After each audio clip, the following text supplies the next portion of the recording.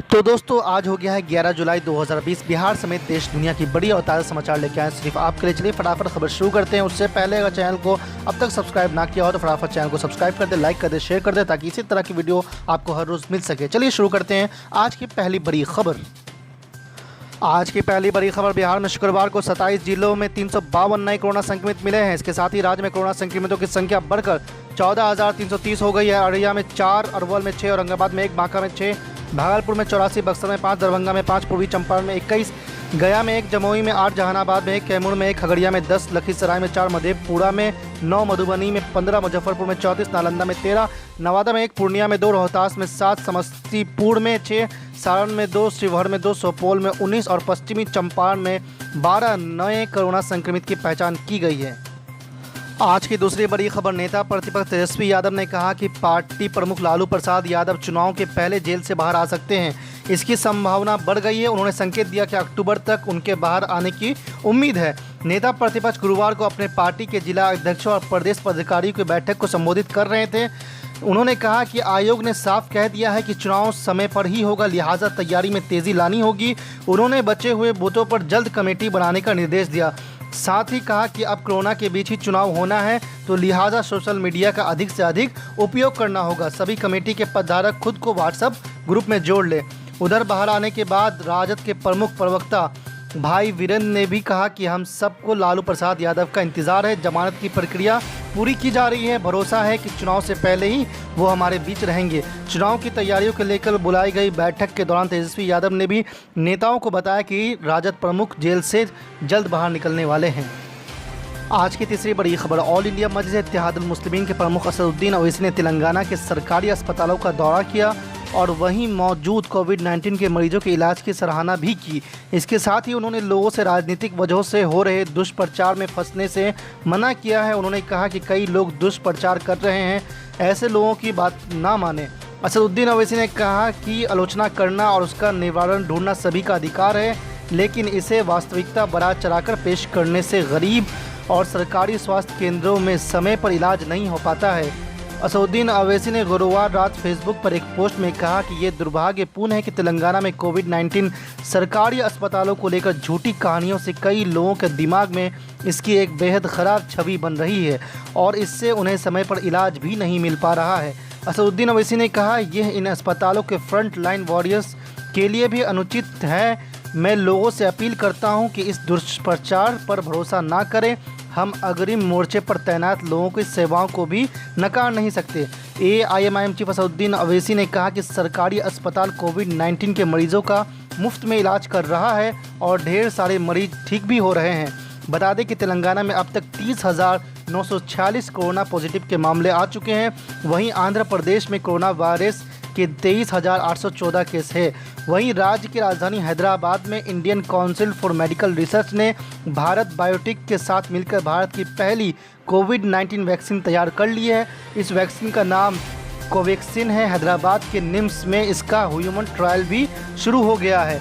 वहीं ICMR ने कई अन्य संस्थानों को भी इस वैक्सीन का ट्रायल करने के लिए पत्र लिखा है। आज की चौथी बड़ी खबर, उत्तर प्रदेश के मुख्यमंत्री योगी आदित्यनाथ पे प्रियंका गांधी ने जमकर निशाना साधा है। सारा देश देख रहा है कि भाजपा सरकार ने उत्तर प्रदेश को अपराध प्रदेश में बदल डाला है। उनके अपने सरकारी आंकड़ों के मुताबिक बच्चों पर अपराध में नंबर 1 पे हैं, दलितों पर अपराध में नंबर 1 पे हैं, महिलाओं पर अपराध में नंबर 1 पे हैं, अवैध असलाहों और हथियारों के मामले में नंबर 1 पे हैं, हत्याओं में नंबर 1 पे हैं। अब ये प्रदेश की स्थिति है कि लॉ एंड ऑर्डर का जो सिचुएशन है वो एकदम बेहद बिगड़ चुका है और इस स्थिति में विकास दुबे जैसे अपराधी फूल रहे हैं, फल रहे हैं। इनके बड़े बड़े व्यापार हैं, खुले आम अपराध करते हैं, कोई रोकने वाला नहीं होता।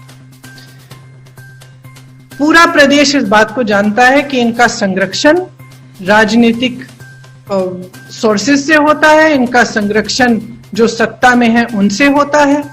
सब देख रहे हैं और सब जान रहे हैं। तो अब विकास दुबे के एनकाउंटर के बाद जो 8 पुलिसकर्मी शहीद हुए हैं, उनके परिजनों को हम किस तरह से भरोसा दिला सकते हैं कि उनको न्याय मिल रहा है, कि उनकी शहादत व्यर्थ नहीं हुई।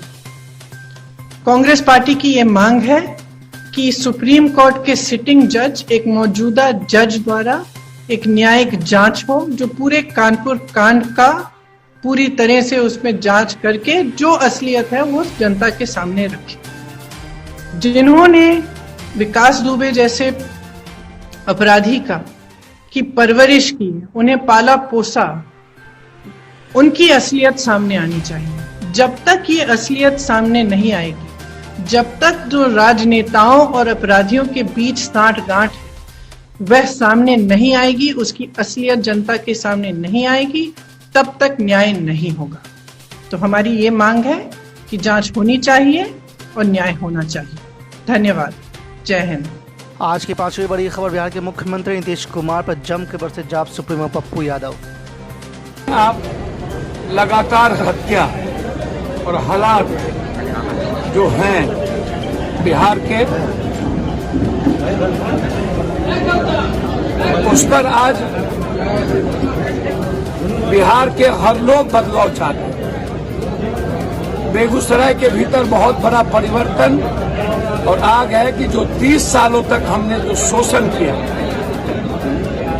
जो शोषण हुआ आम लोगों पर, बेगूसराय एक आजादी चाहती है, जात पात से, उन्माद से, नफरत से आजादी चाहती है, जीना चाहता है बेगूसराय के गरीब कमजोर तबके,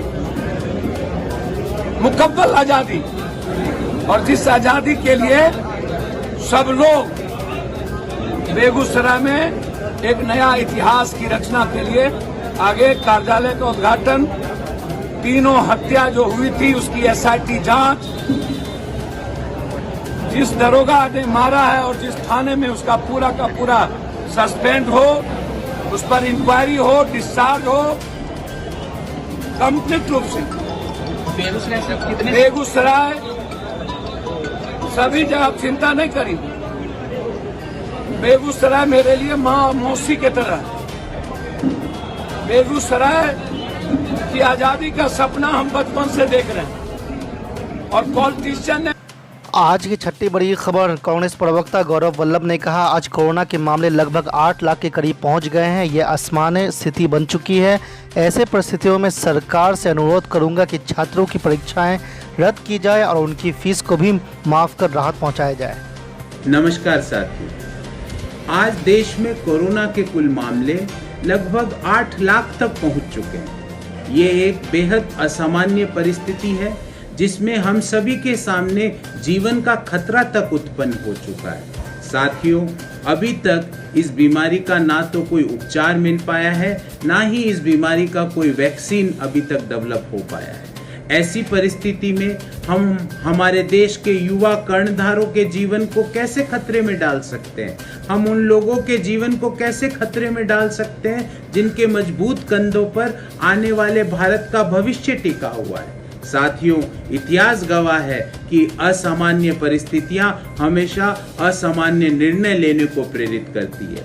इसलिए मैं आज NSUI की स्पीक अप फॉर स्टूडेंट्स मुहिम के तहत हमारी सरकार से, हमारे मानव संसाधन विकास मंत्रालय से 2 अनुरोध करना चाहता हूँ। मेरा पहला आग्रह है भारत की सरकार और MHRD मंत्रालय से कि इस दौरान, कोरोना के दौरान, किसी भी तरह की कोई परीक्षा कंडक्ट नहीं कराई जाए और परीक्षाओं को डिले करने से भी कोई फायदा नहीं होने वाला है, क्योंकि डिले करने से नया एकेडमिक सत्र देरी से स्टार्ट होगा, जिससे छात्रों का संपूर्ण एक एकेडमिक वर्ष खराब हो सकता है।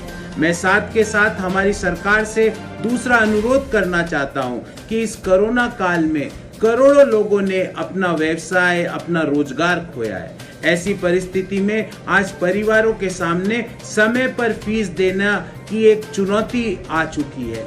इसलिए मेरी भारत की सरकार से आग्रह है कि कम से कम छात्र हित को ध्यान में रखते हुए कम से कम 1 सेमेस्टर की फीस छात्रों की वेव ऑफ की जाए।